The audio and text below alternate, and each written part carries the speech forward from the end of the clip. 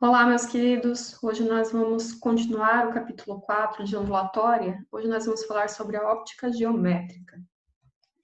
Então, uma pergunta inicial muito importante para a gente pensar sobre a óptica geométrica. Qual a importância da luz na nossa vida? Vocês conseguem imaginar assim de cara muitas importâncias para a luz, né? Por exemplo, a luz ela é essencial para a nossa sobrevivência na Terra, porque é ela que faz a fotossíntese. Não sei se vocês já viram em biologia, em ciências, a fotossíntese, mas é ela que faz as plantas crescerem, então é o que faz a gente se alimentar, é a fotossíntese. Então, sem a luz, a fotossíntese não ocorreria, então a gente não teria com o que se alimentar. Então, tá aí a importância primordial da luz é essa. Outra coisa, ela é responsável por fenômenos direta ou indiretamente, como as chuvas, os ventos, também é a partir da luz que nós temos possibilidade de enxergar. Além de tudo, nós sabemos que é uma coisa muito recente, mas a energia elétrica, que também é o que fornece luz para a gente, ela é essencial para a nossa vida atualmente, né? Como a gente viveria sem chuveiro elétrico, sem forno, sem televisão? É muito complicado dizer que a gente conseguiria viver sem esses eletrônicos, já tendo se acostumado a eles. E tudo isso é possível graças à energia elétrica, que é uma forma de luz, certo? Lembrando o que a gente tinha visto nas aulas anteriores, que a luz, existem duas formas de ondas, né? A onda mecânica e a onda eletromagnética. A mecânica é aquela que precisa de um meio material para se propagar. A onda eletromagnética, ela pode se propagar num meio material, mas ela não precisa dele. Então, a luz é uma onda eletromagnética. Ela sai, por exemplo, a luz do Sol. Ela sai lá do Sol, ela percorre uma vasta distância até chegar aqui na Terra, e uma boa parte dessa distância é vácuo, que não é um meio material, né? Então, a luz é uma onda eletromagnética, tudo bem? E a óptica, que é a parte que a gente vai ver hoje, é a parte da física que estuda os fenômenos ligados principalmente à luz visível, que é a luz que torna possível a gente enxergar, tá? Que é o que torna possível a gente distinguir, por exemplo, cor num objeto, saber que você está olhando para isso aqui, a tampa disso aqui é azul. É a óptica que estuda esses fenômenos ligados a essa luz visível, tá bom? Ou então o formato. Você olha para isso aqui, você sabe que ele tem o formato de um prisma. Ou você olha para o celular, você sabe que ele tem o formato de um retângulo. Então, você consegue enxergar isso graças à luz visível. E quem estuda a luz visível é a óptica. Tudo bem? Então, vamos começar a ver alguns conceitos importantes na luz. Fontes de luz. Fontes de luz já está no nome, é o que fornece a luz, né? Quando um objeto é capaz de produzir ou de refletir luz, ele é denominado fonte de luz. Então, o que significa isso? Quando ele produz a luz, ou seja, aquele objeto está fazendo a luz, ele é uma fonte primária. Quando aquele objeto está iluminando alguma coisa, mas não é ele que está produzindo a luz, ele é determinado fonte secundária, porque aí ele não está produzindo a luz, ele só está refletindo a luz de alguma coisa. Por exemplo, eu tenho aqui, se vocês olharem, se vocês estão em cima, olhando de um computador, em cima de uma mesa, se vocês olharem para a mesa, vocês vão ver que ela está refletindo a luz, né? Tem uma lâmpada aqui em cima, ou tem a luz do sol aqui, e vocês estão olhando para a mesa e vocês estão vendo que ela está refletindo a luz, certo? Então, ela é uma fonte de luz. Só que como não é a mesa que está gerando aquela luz, ela só está refletindo a luz da lâmpada ou do sol, então ela é uma fonte secundária, tudo bem? Então, quais são as principais fontes primárias de luz? A primeira delas, o Sol, né? O Sol é uma fonte de luz primária. É ele que gera a própria luz e ilumina muitas coisas. As estrelas também são fontes de luz, tá? Elas produzem luz por reações químicas. É uma coisa que vocês vão ver lá no segundo ano, tá? Então, as reações que acontecem lá nas estrelas é o que faz elas produzirem luz. Então, elas são fontes de luz primárias, porque elas estão produzindo luz, tá bom? Além disso, uma lâmpada que está acesa, é ela que está produzindo aquela luz. Uma fogueira, quando você joga madeira e você taca fogo e faz uma fogueira, aquilo lá é uma fonte de luz primária, porque é a fogueira que está produzindo aquela luz, tá bom? Ou uma lanterna, lanterna do celular. É o celular, é a própria lanterna que está produzindo a luz. Ou então um daqueles laser que o pessoal aponta, que faz aquelas luzinhas vermelhas. Aquilo lá também é uma fonte primária, porque é ele próprio que está produzindo a luz, ele não está ligado em nada, entendeu? Para estar produzindo aquela luz, tudo bem?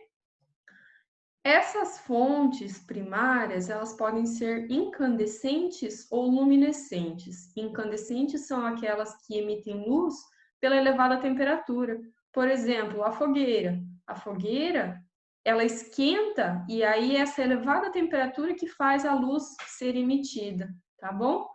Mas também existem as fontes de luz luminescentes, que elas emitem luz em temperaturas mais baixas, por exemplo, aquelas lâmpadas que a gente usa hoje em dia, as fluorescentes ou as lâmpadas de LED, elas são lâmpadas que produzem luz em baixas temperaturas, então elas são fontes de luz primárias, porque elas estão produzindo a luz, mas são luminescentes, porque em baixas temperaturas. Tranquilo?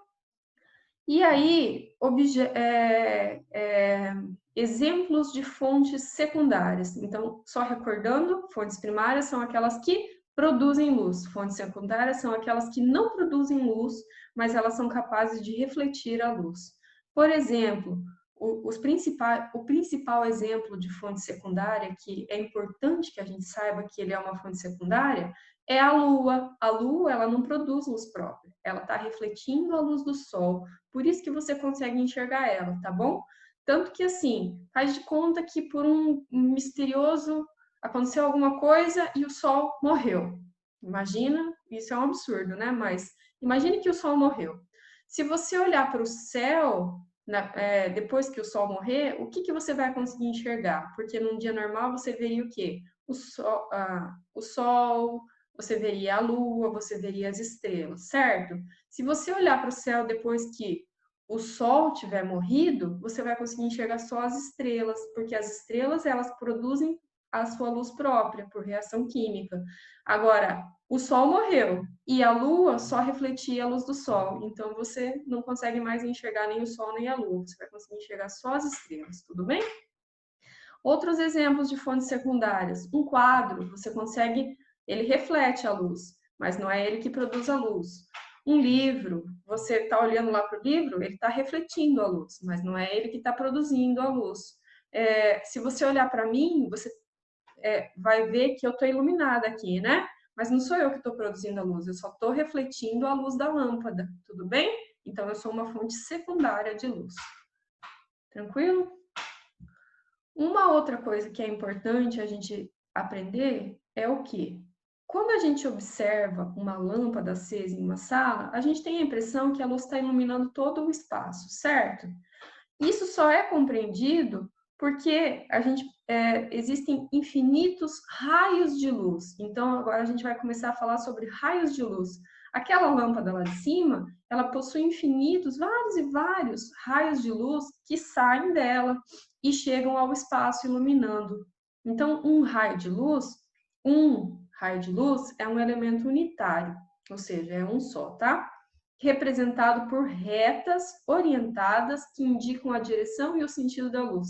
Então, um raio de luz, ele vai ser uma reta. Ele pode ser uma reta assim, ele pode ser uma reta assim, ele pode ser para baixo, ele pode ser para cima, mas ele é uma reta, tá? Um raio de luz. Esse raio de luz, ele indica a direção e o sentido da luz. E a lâmpada, ela é formada por vários e vários raios de luz. Essa figurinha aqui que a gente também está vendo, né? É o sol que está refletindo. E o que está saindo lá do sol? Infinitos raios de luz. tá bom? Você tá vendo que eles estão em linha reta? É a junção de vários raios de luz ali, mas eles estão refletindo em linha reta, porque um raio de luz é uma linha reta, tudo bem? Os raios de luz do Sol e das lâmpadas são de várias cores, ou seja, policromáticos, porque significa muitas e cromático significa cor, então muitas cores. Isso os raios de luz do Sol e das lâmpadas são formados por vários raios monocromáticos.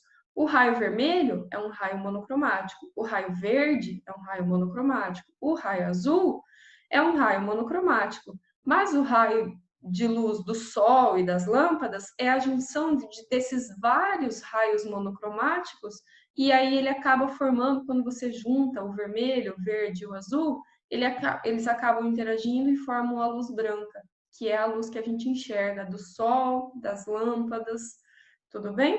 Então, a luz branca é a junção de vários raios monocromáticos.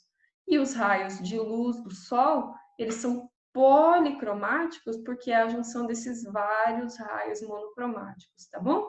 E aí, que cor que eles vão ficar? Vão ficar brancos, porque eles estão juntando todas as cores possíveis, vermelho, verde e azul, tá bom? Que são as primárias. E aí, se você juntar, por exemplo, verde com vermelho, que cor vai ficar? Vai ficar amarelo. Se você juntar verde com azul, ele vai ficar um azul mais clarinho, né? Que chama ciano.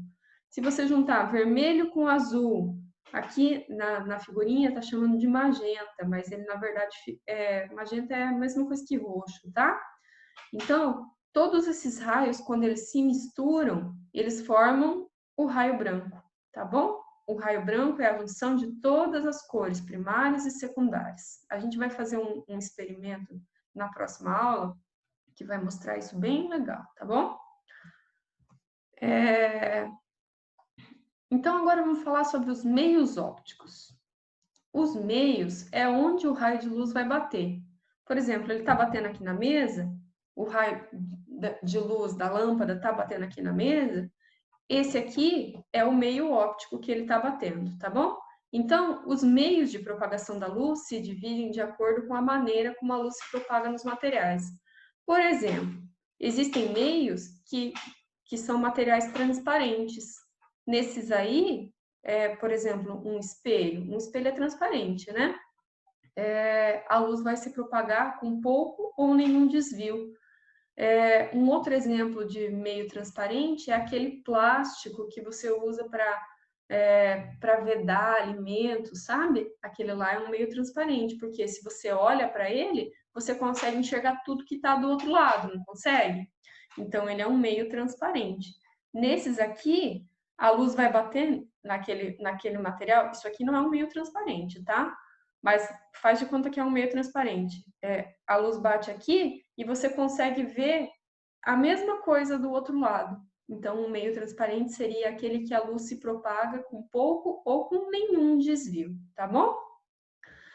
Mas também existem os materiais que são meios translúcidos. O que é um translúcido? Por exemplo, aquele box do banheiro. Aquele vidro do box do banheiro, você percebe que tem alguém lá do outro lado, porque você consegue enxergar que tem alguém lá do outro lado, mas você não consegue enxergar tudo, certo? E os meios translúcidos, eles permitem a propagação da luz no seu interior, mas eles alteram a direção de propagação. Então, por exemplo, isso não é um meio translúcido, tá? Por exemplo, a luz está batendo aqui, a hora que, se fosse um meio translúcido, a hora que ela saísse lá do outro lado, ela já estaria alterada. Ó, por exemplo, ela estaria mais para baixo. Ela bate em linha reta e ela sai aqui do outro lado em outro sentido. Então, isso seria um meio translúcido, que é aquele que você consegue ainda ver que tem alguma coisa do outro lado, mas você não consegue ver com muita nitidez. Por exemplo, os boxes de banheiro, tá bom? E os meios opacos? Daí é qualquer coisa que não permite a propagação da luz visível no seu interior. Por exemplo, se eu pegar a apostila, você consegue me ver aqui do outro lado? Não. Por quê? Isso aqui é um meio opaco. A luz está batendo aqui e ele não está permitindo que passe. Então, você não consegue mais me ver aqui do outro lado. Tudo bem? Meios opacos. Outro meio opaco. A luz bate aqui em cima da minha mesa e ela não passa para baixo. Ela não passa, eu não consigo ver o que está embaixo, tá bom? Porque é um meio opaco. Ele não permite a propagação da luz visível no seu interior. Por exemplo, uma parede de tijolo ou uma parede de madeira, tá bom? É isso aí. Agora vamos falar das principais propriedades da luz. A luz segue 3 princípios: o princípio da propagação retilínea dos raios luminosos, da propagação independente dos raios luminosos e da propagação reversível dos raios luminosos. O primeiro que a gente vai ver é a propagação retilínea dos raios luminosos. O que significa? A gente já tinha falado que se o Sol tá lá em cima, os raios de luz que saem dele estão em linha reta, certo? Eles podem estar em linha reta assim, eles podem estar em linha reta assim, eles podem estar em linha reta assim, mas é uma linha reta, tudo bem? O que significa o princípio da propagação retilínea dos raios luminosos? Significa que a luz ocorre em linha reta, simples assim. O que isso possibilita? Possibilita a formação de sombras e de eclipses.